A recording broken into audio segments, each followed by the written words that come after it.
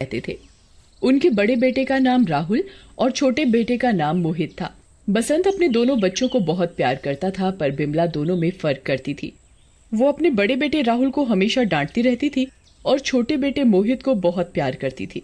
बसंत अक्सर काम के सिलसिले में शहर आता जाता रहता था। एक दिन बसंत कुछ दिनों के लिए शहर जा रहा होता है।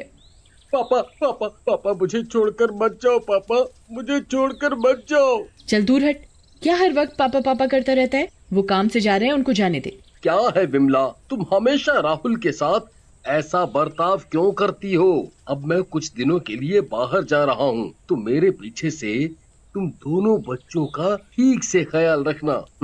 अगली सुबह राहुल और मोहित स्कूल के लिए तैयार होकर नाश्ता करने किचन में आते हैं। राहुल, तुझे स्कूल जाने की कोई जरूरत नहीं है, समझा? घर में मुझे आज बहुत सारे काम हैं, तो तू घर रहकर मेरी मदद कर। माँ, आज मेरा स्कूल में टेस्ट है, अगर मैं नहीं गया तो कल मुझे बहुत डांट पड़ेगी। मैं वो सब नहीं जानती, मेरे साथ बहस मत कर और चुपचाप घर के कामों में मेरी मदद करवा। ठीक है माँ, जैसा आप बोलो। मोहित और राहुल नाश्ता करने बैठ जाते हैं। बिमला मोहित की प्लेट में तो आलू पूरी रखती है, पर राहुल को रात की एक बासी रोटी दे देती है। माँ, भैया को भी आलू पूरी दे दो। ये पहले ही खा खा कर इतना मोटा हो रहा है, आलू पूरी खाएगा तो और मोटा हो जाएगा। मैं तुझे कब से बाहर ढूंढ रही हूँ और तू यहाँ मजे से आराम फरमा रहा है। नहीं माँ, मैं बस अभी आया था, मैं बहुत थक गया था, इसीलिए यहाँ आकर लेट गया। ये बहाने किसी और को सुनाइयो। चल अब जल्दी उठ और जाकर कुएं से पानी भर कर लेकर आ। अब तो अंधेरा होने वाला है माँ। तो क्या हुआ, तुझे कोई खा नहीं जाएगा। अब जा जल्दी, घर में पानी की एक बूंद भी नहीं है, मुझे खाना भी बनाना है। बिमला राहुल को एक बड़ा सा मटका थमा देती है और पानी भरने के लिए कुएं पर भेज देती है। राहुल कुएं से पानी भरकर एक पीपल के पेड़ के नीचे आराम करने लगता है। राहुल इतना थका हुआ था कि पल भर में ही उसकी आंख लग जाती है और वो वहीं सो जाता है। थोड़ी ही देर में अंधेरा हो जाता है, पर राहुल अभी भी गहरी नींद में सो रहा होता है। उस पीपल के पेड़ पर एक चुड़ैल रहती थी जो बहुत बुरी तरह से जली हुई थी। वो चुड़ैल दिन में तो किसी को परेशान नहीं करती थी, पर रात को जो भी उस पेड़ के पास से गुजरता था वो उसे खा जाती थी। रात को जब वो चुड़ैल नींद से जागती है तो राहुल को नीचे सोते हुए देखती है। चुड़ैल उड़ते हुए राहुल के पास जाती है। मेरा आज का खाना, इस बच्चे को खाकर तो मुझे बहुत मजा आएगा। चुड़ैल की आवाज से राहुल की अचानक आंख खुल जाती है। चुड़ैल, चुड़ैल, मुझे कोई बचाओ, कोई मुझे बचाओ। यहाँ कोई नहीं आएगा तुझे बचाने। अब तो मेरा शिकार है, मैं तुझे खाकर अपना पेट भरूंगी। चुड़ैल, मुझे कोई बचाओ, मुझे कोई बचाओ, बचाओ बचाओ। मुझे जाने दो, मुझे अपने घर जाना है, मुझे अपने घर जाना है, मुझे जाने दो।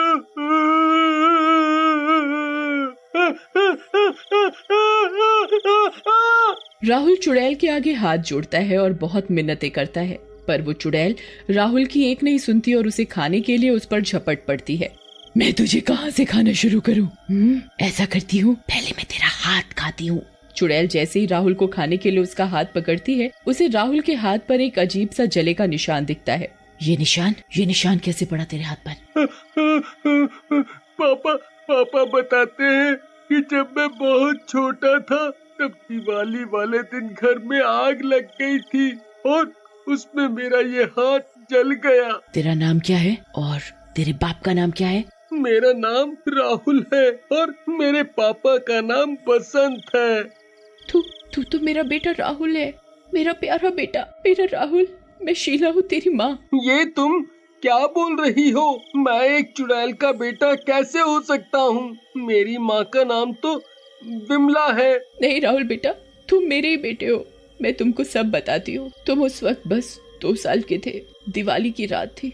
मैंने पूरे घर में दिए जलाए हुए थे। तुम्हारे पापा दुकान से मिठाई लेने गए हुए थे। मैं तुम्हें घर में सोते हुए छोड़कर बाहर आंगन में दिए रखने गई थी। मैंने अचानक देखा कि घर के अंदर से धुआं आ रहा है। मैं जल्दी से भागकर अंदर गई। पूरे घर में आग फैली हुई थी। तुम्हारे पालने के चारों तरफ आग थी। तुम रो रो कर मुझे बुला रहे थे। मुझे उस वक्त कुछ समझ में नहीं आया और मैं तुमको बचाने के लिए आग में घुस गई। मैंने तुमको गोद में उठाया और बाहर भागी। मेरी साड़ी में आग लग चुकी थी। हमारे घर के बाहर भीड़ लगी हुई थी। मैंने जल्दी से तुमको किसी की गोद में पकड़ाया। मेरे पूरे शरीर में आग लग चुकी थी। मुझ पर लोगों ने पानी डाला पर मैं इतनी बुरी तरह से जल गई थी कि मैंने वहीं दम तोड़ दिया। तुम्हारा हाथ भी उसी आग में जल गया था। मैं सच बोल रही हूँ बेटा, मेरा यकीन करो। अगर मेरी माँ तुम हो तो वो जो घर में है वो कौन है? वो तुम्हारी दूसरी माँ है। मेरे मरने के बाद तुम्हारे पापा ने दूसरी शादी कर ली थी ताकि तुम्हारी अच्छे से परवरिश हो सके। पर वो तो बहुत बुरी है, मुझे बहुत मारती है, हर वक्त डांटती रहती है, मुझसे पूरा दिन काम करवाती है और मुझे ठीक से खाना भी नहीं देती। अच्छा, उसकी इतनी हिम्मत, वो मेरे बेटे को दुखी करेगी? उसे तो अब मैं बताऊंगी। चल घर चलकर उसकी खबर लेते हैं। राहुल अपना मटका उठाता है और चुड़ैल के साथ अपने घर वापस आ जाता है। दरवाजा खोलो माँ, दरवाजा खोलो माँ। इतनी रात हो गई, तू अब आया है? कहाँ था इतनी देर से? माँ, वो मैं थक कर एक पेड़ के नीचे बैठ गया था और मेरी आँख लग गई। अच्छा, तो नवाब बाहर जाकर आराम फरमा रहा था। अब तो तुझे खाने में बस बासी रोटी ही मिलेगी, तभी तुझे अकल आएगी। अब चल जल्दी अंदर जा और ये मटका रसोई में रख दे।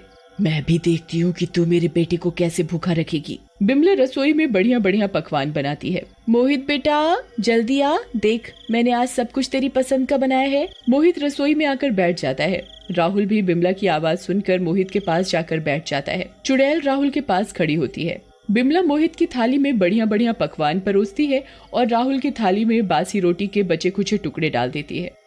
चुड़ैल को राहुल के साथ ये सब देख बहुत गुस्सा आ जाता है। वो एक इशारा करती है और मोहित की थाली के सारे पकवान उड़कर राहुल की थाली में आ जाते हैं। ये सब देखकर बिमला और मोहित की आंखें फटी की फटी रह जाती हैं। ये क्या हो रहा है? ये खाना अपने आप कैसे उड़ सकता है?